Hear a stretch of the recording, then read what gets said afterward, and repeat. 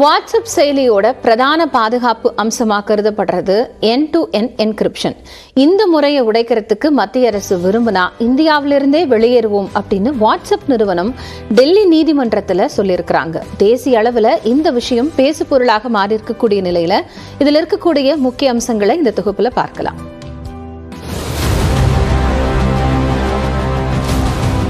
WhatsApp இல்லைனாக்கா கஷ்டமாக தான் இருக்கும். போக போக அது ஒரு பேர்டன் ஆயிடுச்சு.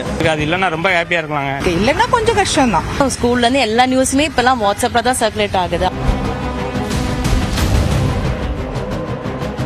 வாட்ஸ்அப் இல்லைனாக்கா கஷ்டமாக தான் இருக்கும் மக்களுக்கு. வேற எப்படி உங்களுக்கு டெய்லி கம்யூனிகேஷன் அதானா? ஆமாம் ஆமாம். ஃபர்ஸ்ட் அது கொஞ்சம் நமக்கு யூஸ்ஃபுல்லாக இருந்தாலும் போக போக அது ஒரு பேர்டன் ஆயிடுச்சு.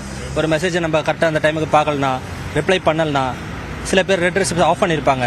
அது கூட நமக்கு ஒரு டஃப்பாக தான் இருக்குது. வாட்ஸ்அப் இல்லாத காலங்கள்லாம் எந்த அடுத்தவங்க வீட்டு பிரச்சனையை பற்றி நம்ம பேசவே மாட்டோம். நம்ம வேலை ஏதோ அதை பார்த்துட்டு போய்கிட்டே இருந்தோம்.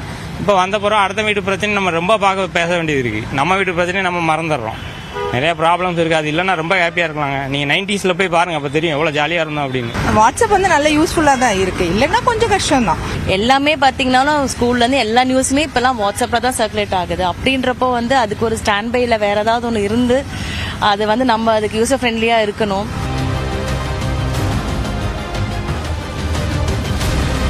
வாட்ஸ்அப் செயலி இல்லாவிட்டால் என்னவாகும் என்பதற்கு வெகுஜன மக்கள் தெரிவித்த கருத்துக்களே இவை.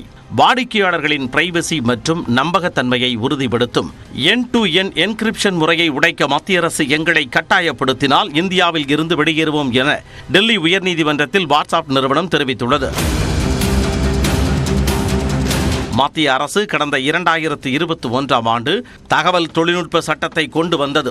ஆனால் அந்த சட்டம் தங்களது பயனர்களின் உரையாடல் மற்றும் விவரங்களை கண்காணிக்கவும் அவற்றை கவனிக்கவும் நிர்பந்திப்பதாக வாட்ஸ்அப் மற்றும் ஃபேஸ்புக் நிறுவனங்கள் எதிர்ப்பு தெரிவித்தன.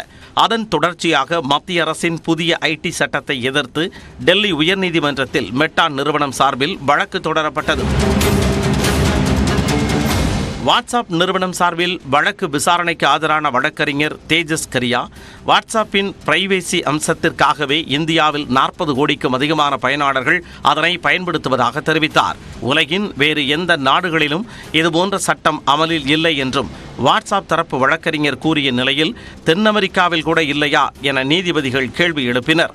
அதற்கு அதிக வாட்ஸ்அப் பயனாளர்களை கொண்டுள்ள பிரேசிலில் கூட இல்லை என பதிலளித்தார் வழக்கறிஞர் தேஜஸ் கரியா. இந்த நிலையில் வழக்கு விசாரணையின் போது மத்திய அரசு சார்பாக ஆஜரான வழக்கறிஞர் கிருதிமான் சிங் தவறான அல்லது போலியான செய்திகளை பரப்பியது யார் என்பதை அறிந்து கொள்வதற்காகவே மத்திய அரசு புதிய ஐடி சட்டத்தை அமல்படுத்தியதாக தெரிவித்தார். ஆனால் மத்திய அரசின் புதிய ஐடி சட்டம் வாட்ஸ்அப் பயனாளர்களின் தனி உரிமை மற்றும் பிரைவேசிக்கு எதிரானது என வாதிட்ட தேஜஸ் கரியா 40 கோடிக்கும் அதிகமான வாடிக்கையாளர்களின் வாட்ஸ்அப் தகவல்களை பல ஆண்டிற்கு பாதுகாத்து வைப்பது சாத்தியமற்ற விஷயம் என்று குறிப்பிட்டார். இதையடுத்து பிரைவேசி உரிமைகள் முழுமையானவை அல்ல என்றும் அவை எங்காவது சமநிலை செய்யப்பட வேண்டும் என்றும் குறிப்பிட்ட நீதிபதிகள் வழக்கின் விசாரணையை ஆகஸ்ட் 14ஆம் தேதிக்கு ஒத்திவைத்தனர். வழக்கு விசாரணை நடந்து வருவது ஒருபுறம் என்றால் வாட்ஸ்அப் இல்லாவிட்டால் என்னவாகும் என்ற கேள்வியை இளம் தலைமுறையினர் ஜஸ்ட் லைக் தட் போலவே எடுத்துக்கொள்கின்றனர். கொஞ்சம் கஷ்டமா இருக்கும். you'll have to call them and speak. இல்லனா புறா தான் அனுப்பி பேசணும். அது it'll take more time, right? And it's going to be hard. Handle பண்ணிக்கலாமா அந்த சினாரியோவை? கோவிடே பார்த்தாச்சு, இதுவும் பார்த்துக்கலாமே. I think we will be able to handle it. We'll find something better or maybe new. And yeah, I think அது இல்லாமலே வேற apps எல்லாம் இருக்கு. So it won't take long to go back to something else, find another alternative. உலக அளவில் இந்தியாவில் தான் சுமார் 48 கோடியே 75 லட்சம் பேர் வாட்ஸ்அப் செயலியை பயன்படுத்துகின்றனர். நமக்கு அடுத்த இடத்தில் உள்ள பிரேசிலில் வாட்ஸ்அப் பயன்படுத்துவோர் எண்ணிக்கை 11 கோடியே 85 லட்சம் மட்டுமே. மூன்றாவது இடத்தில் உள்ள இந்தோனேஷியாவில் 8 கோடியே 48 லட்சம் பேர் வாட்ஸ்அப் பயனாளர்களாக உள்ளனர். எனவே இந்தியாவிற்கு குட் பை சொல்ல வேண்டும் என வாட்ஸ்அப் உறுதியாக இருந்தால் இந்தியர்களை விட வாட்ஸ்அப் நிறுவனத்திற்குத்தான் இழப்பு அதிகமாக இருக்கும்.